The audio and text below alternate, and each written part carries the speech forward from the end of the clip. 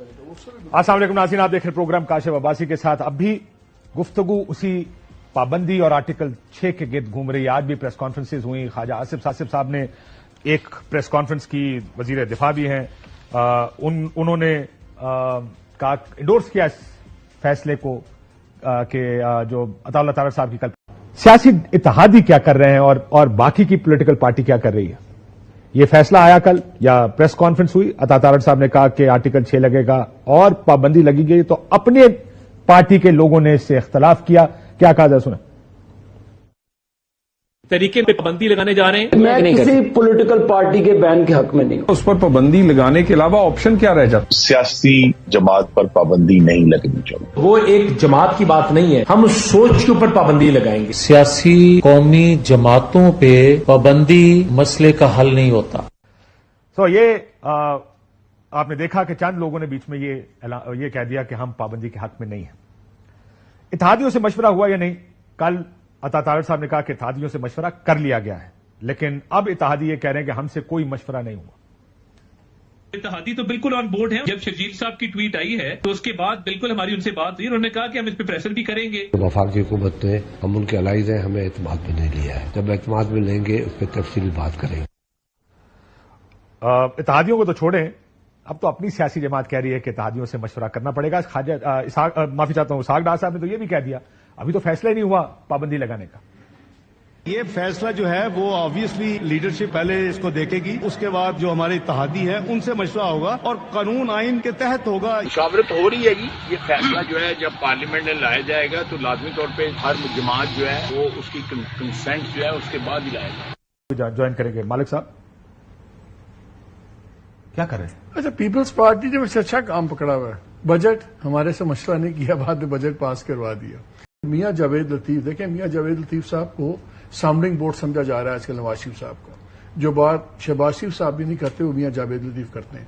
उन्होंने बड़ा धांसूदार तरीके से कहा कि होना चाहिए सब कुछ होना। सो आई थिंक ये डिसीजन, हालांकि कल उन्होंने कहा कि मैं इसके हक में नहीं, लेकिन आज आपने सुना ना, आज तो प्रेस कॉन्फ्रेंस करके उनको कहा गया। So I think everybody is on board. लेकिन आपने कहा कि बातें यहां फिर रही हैं, एक नई भी एंगल गुफ्तगू में ऐड हो गया, वो आ गया एडहॉक जजेस का।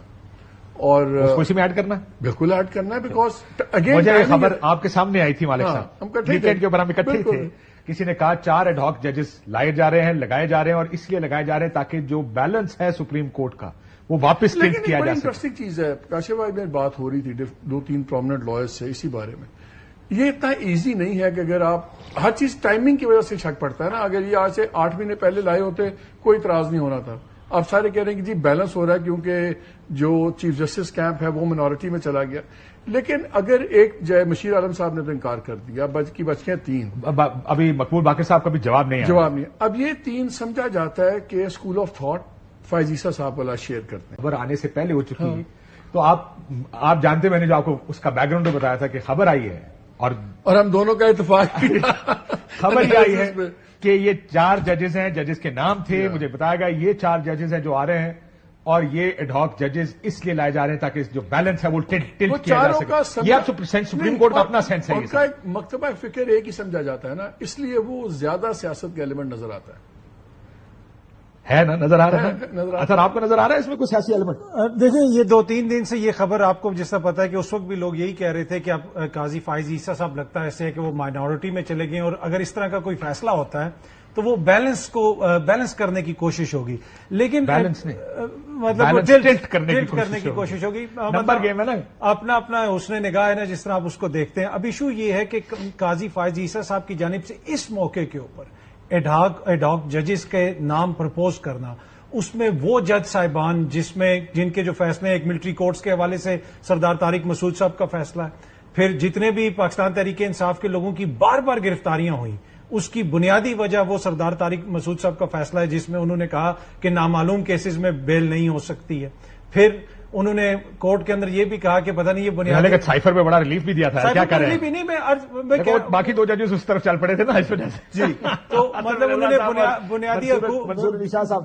बुनियादी हकूक के हवाले से भी कहा। लेकिन देखिए ना, ये जो एक्स्ट्रा ऑर्डिनरी एक किस्म का मौकिफ या स्टांस है ना काजी फैज ईसा साहब का, 2 चीजें जो अब तक है। एक ये कि जहां पे भी बुनियादी इंसानी हकूक की बात आती है ان کے بردر ججز کی بات آتی ہے، مداخلت کی بات آتی ہے، وہ بالکل اس سے لا تعلقی ظاہر کر دیتے ہیں کہ بالکل بہت زیادہ ایکسٹرا آرڈنری سٹانس ہے کسی بھی چیف جسٹس کی جانب سے کہ اس چیز کو بالکل نظر انداز کر دینا کہ اتنے لوگ کہہ رہے ہیں کہ یہ ہو رہا ہے پر وہ اس کی طرف توجہ آئی ڈونٹ نو میں بھی ان کے سامنے کوئی چیز نہیں آئی۔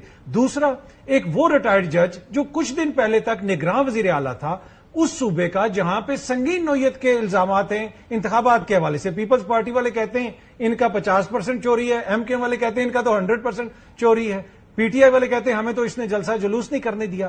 اب وہ شخصیت دوبارہ کیا سپریم کورٹ میں آ کے بیٹھ کے فیصلے کرے گی؟ تو یہ جو نام سامنے آنا ہے نا، یہ بڑا ایکسٹرا آرڈنری ایک فیصلہ ہے قاضی فائز عیسیٰ صاحب کا۔ میں بھی اس کے پیچھے کو اس کی بنیاد یہ بنائی گئی ہے کہ 54,000 کیسز پینڈنگ، وہ تو 10 سال سے پینڈنگ ہے جی، اتنے کیسز 10 سال سے پینڈنگ ہے پچھلے۔ تو وہ اگر یہی جس طرح مالک صاحب نے فرمایا نا 4 مہینے پہلے کر لیتے نا تو شاید کسی نے آئی بروز بھی ریز نہیں کرتے۔ جو ڈاکٹر الوی صاحب اور انہوں نے کیا تھا سوری صاحب نے، وہ بھی 2 سال پہلے تھا۔ وہی نا جن جج صاحب نے یہ نوٹ لکھا تھا جب بھی کوئی یاد آ گیا چھوٹی چھوٹی گلا نہیں پئی تھا۔ ہاں، وہ اور اس میں وہ جج صاحب بھی شامل ہیں جنہوں نے کہا تھا کہ جی آرٹیکل 6 لگایا جائے۔ عارف الوی صاحب اضافی نوٹ لکھا تھا، میرے خیال میں غالباً انہوں نے اپنے آپ معذرت کر لی ہے، لیکن ان کا نام بھی پرپوز کیا گیا کہ جناب عمران خان، عارف الوی اور قاسم سوری پہ ایک سوچ ہے نا، جو ایک مخصوص سوچ کے ہم خیال جو کہا جاتا تھا نا، ہم خیال بینچ، تو یہ ہم خیال پالیٹکس میں ہر چیز ٹائمنگ ہوتی ہے، ٹائمنگ سے ایک چیز لیجٹیمیٹ ہو جاتی ہے اور ٹائمنگ سے وہ انلیجٹیمیٹ لگتی ہے۔